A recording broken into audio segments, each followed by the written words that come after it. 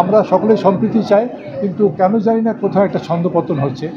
রাঙামাটিতে আসার সময় দেওয়ালে দেওয়ালে যে গ্রাফিটি দেখেছি, সেই গ্রাফিটির যে মেসেজ, যে বার্তা, সেই বার্তা আমরা সকলে রাঙামাটি শুধু নয়, সারা বাংলাদেশ শুধু নয়, পার্বত্য চট্টগ্রাম আমরা সেই বার্তাটা দেখতে চাই, যে সেখানে সম্প্রীতি থাকবে, তাদের কাঁধ মিলিয়ে সকলে আমরা একসঙ্গে কাজ করব, একসঙ্গে আমাদের জীবনযাত্রা পালিত করব। এখানে সেইভাবেই আমাদের বক্তব্যগুলো এসেছে। সবারই একই কথা যে আমরা সকলেই সম্প্রীতি চাই, কিন্তু কেন জানি না কোথাও একটা ছন্দপতন হচ্ছে, এবং ছন্দপতনের ব্যাপারে প্রত্যেকের মুখে একটি শব্দ উচ্চারিত হয়েছে, ষড়যন্ত্র। যে বাইরের থেকে একটা যেন ষড়যন্ত্র করা হচ্ছে যে আমাদের এই সম্প্রীতিকে নষ্ট করার জন্য। শিয়া বাটার ও ভিটামিন ই সমৃদ্ধ lily glam beauty soap. Lily, always beautiful.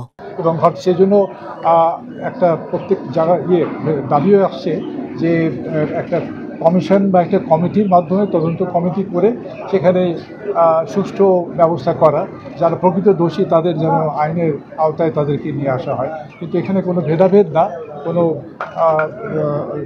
সম্প্রীতির অভাব না, প্রত্যেকের কণ্ঠেই একটা শব্দ এসছে যে আমরা সম্প্রীতি চাই। এই বলে আমি আমাদের বক্তব্য শেষ করলাম।